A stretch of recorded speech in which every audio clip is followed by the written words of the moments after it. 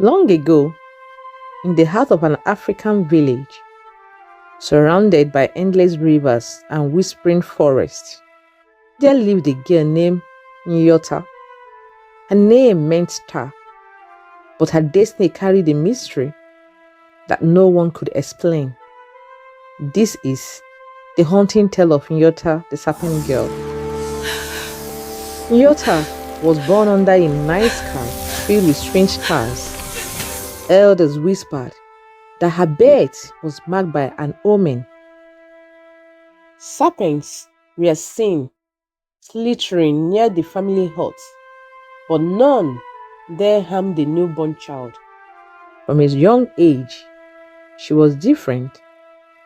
Her eyes carried an unusual glowing hue, and when she smiled, villagers said it was as though the river itself reflected in her face.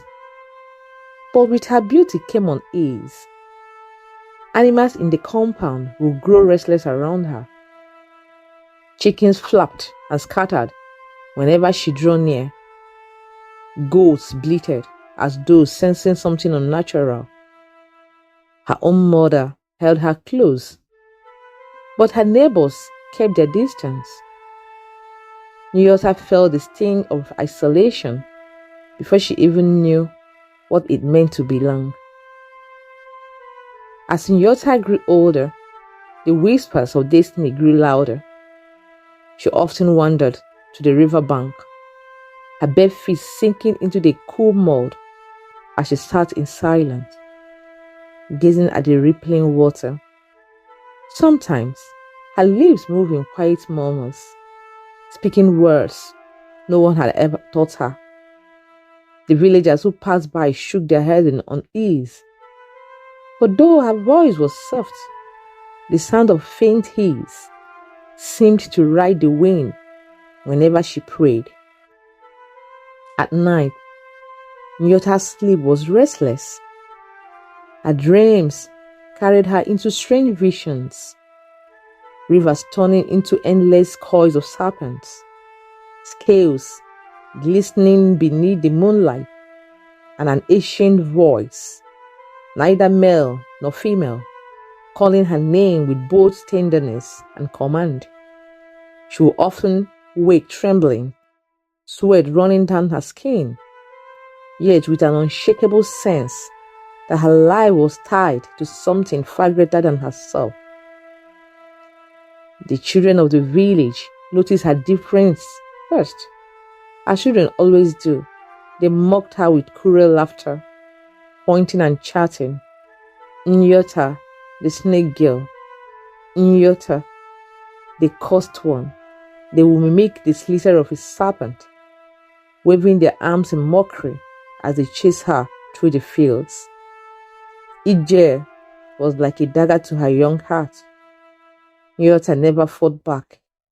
Instead, she would run to the quiet of the forest, pressing her palms against the bark of the old trees, trying to hide her tears. But in those lonely moments, something strange often happened. Birds would gather near her. The song softened the sting of her pain. The wind would move gently across the leaves, as though trying to comfort her. Once, as she cried beside the river, a small wounded bird with a broken wing fell at her side. Nyota picked it up tenderly, whispering words even she did not fully understand. To her astonishment, the bird's trembling ceased, and within moments, it flipped its wings and flew away. She looked at her hands with wonder, fear, and a hint of awe. The whispers within her heart grew stronger, but she dared not speak of them. The village children only saw a girl who was different, someone to scorn. But Nyota herself began to sense that the whispers carried meaning, something ancient, something sacred, a secret she could neither share nor yet fully understand. The village was alive with music and laughter. Drums throbbed like heartbeats of the earth, while women in bright wrappers clapped and sang around the fire. Children darted between dancers, clutching roasted corn and fried plantain. Their giggles ringed like bells in the night. The air smelled of palm wine and wood smoke, joy woven into every sound and scent. But Nyota felt unease. As the festival raged on, a strange pull tugged at her spirit, drawing her away from the laughter, away from the safety of her mother's arms. Her footsteps carried her into the darkness of the forest, the rhythm of the drums fading into silence behind her. Her mother noticed her absence almost immediately. Panic surged through her chest as she pushed through the crowd, calling, "Nyota! Nyota, where are you?" Her voice cracked with fear, echoing into the night. Her mother searched desperately, calling her name through the dark forest. By the river bank, she was found, eyes glowing brighter than ever, her body trembling. And then, the terrified eyes of her mother, Nyota's skin shimmered with scales. Her form twisted and shifted, half girl, half serpent. The villagers gasped in horror. Some fled, others grabbed stones and sticks. Her mother threw herself in front of Nyota, her arms trembling as she shielded her daughter. "This is my child, my daughter.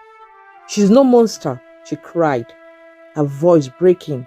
But fear is louder than love when many hearts beat as one. And that night, fear ruled the people. By morning, the rumor spread like wildfire. Words of the serpent girl reached the palace. Nyota and her mother were dragged before the king, their faces pale with dread. The great hall filled with villagers, men, women, even children, eager to tell what they had seen. One after another, they stepped forward, swearing by their gods that they saw the girl turn into a snake, her body twisting with scales under the festival moon. "She is cursed," one elder spat. "She will bring misfortune upon us all," another declared. "She cannot live among humans," the crowd chanted, their voice like the hammer of judgment. The king, grave and heavy, with a burden of rule, listened in silence. At last he spoke, his words falling like stones. "If what they say is true, then Nyota is no longer of this world. She is touched by spirits, born to the river, and cannot remain amongst us. For the safety of the village, she must be banished." Nyota's mother collapsed to her knees, weeping, clutching her daughter's trembling hands. "Please, she's just a child. What wrong has she done? She has done nothing wrong." But her plea fell on deaf ears. Fear has poisoned their hearts, and mercy found no room to dwell there. With heavy guards surrounded them, Nyota was led away, cast out from the village she had once called home. Her mother's cries followed her into the wilderness, echoing through the air like a broken song, pleading, mourning, but powerless to change fate. That night, as Nyota walked into exile, her scales glistened under the moonlight like a curse carved upon her skin. Each step felt heavier than the first, as if the earth itself grieved with her. At the edge of the village path, she stopped and turned one last time. Her wide, tear-filled eyes met her mother's. In them burned fear, sorrow, but also a desperate longing for love that had been torn away too soon. Her mother reached out, arms trembling, as if by sheer will she could pull her daughter back. Nyota, her mother whispered, her voice breaking like dry wood under fire. Nyota's lip trembled, but no words came. Only a silent plea glistened in her gaze, a child asking, "Why must it be me?" Then, with a final tear tracking her scald cheek, she turned away, swallowed by the shadows of the wilderness. Her mother's cries followed her into the night, the sound of a heart breaking, echoing against the trees. From that day, Nyota was banished. She wandered the forests, finding solace only by the rivers, where she felt strangely at home. Her tears mixed with the water as she spoke to unseen beings who answered in the rustle of leaves and the hiss of the flowing streams. At night, she called beside rocks, her body shifting between Serpent and a girl, her soul torn between two worlds, human and spirit. Loneliness became her closest companion. Yet in exile, Nyota's kindness did not die. Some nights, when the village slept, she crept quietly through the shadows. She carried baskets of white berries, white fruits, palm nuts she had gathered during the day. Silently, she left them at the doorsteps of the aged and the widows, then slipped back into the forest before dawn. The old woman once woke to find food at her door and swore she saw a glimmer of golden eyes watching from the edge of the trees. Fear kept her silent, but gratitude filled her heart. Words prayed in whispers. Perhaps the serpent girl is not a curse, because she is still our blessing.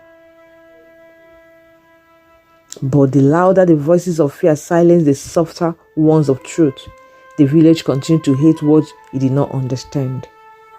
One evening, a new mother shrieked her baby would not stop crying. Nyota arrived at the hut with steam and cold leaves. The baby calmed while rocking. Nyota's hummed lullaby she had learned from Amma, a tune about rivers and stars.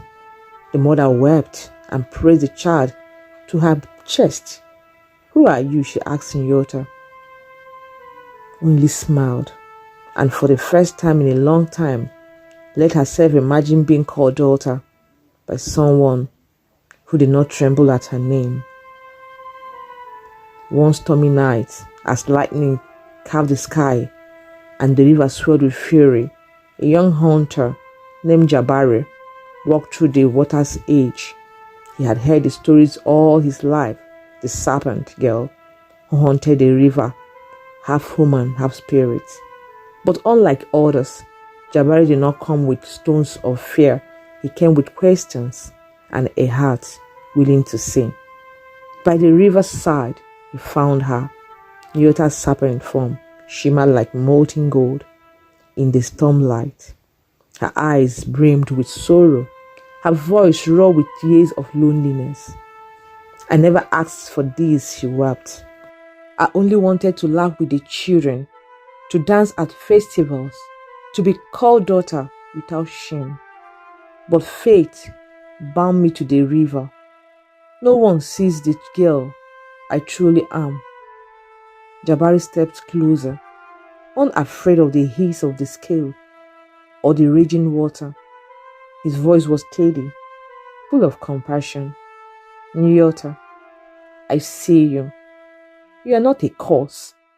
You are a star. Even if the world refused to see it." Nyota's eyes widened, torn between hope and disbelief. "How can you say that, when all others see is only a monster?" Jabari's words came like fire against the cold storm. "Because I know the truth. The widows speak of the food left at their doors. The elders whisper of herbs that heal them in the night. The hungry found fruits by their hearts when nowhere else will come. It was you, Nyota. Even in exile, you gave. Even when cast out, you loved. Only a heart of pure light could do that. Her serpent body quivered. No one had ever acknowledged her secret kindness. No one had ever seen the girl behind the curse. Until now. Tears shimmered down her scaled cheeks. For the first time in her life, Nyota felt truly seen. But the river spirit rose in fury, their voices like hissing thunder. She belongs to us. She is ours. The storm raged, waters crashing to drag her back into the depths. Nyota cried out, I cannot resist them, Jabari. The river calls me home. But Jabari ran forward, seizing her trembling hand. Then let me face them with you. You are not alone anymore. The spirit sent waves that rose like walls, but Jabari clutched tighter, shouting above the roar, I love you, Nyota. As you are, serpent or girl, nothing will make me let you go. His words struck like lightning. A glow erupted from Nyota's scale, cracking the curse that bound her. The river spirit screamed as the storm trembled.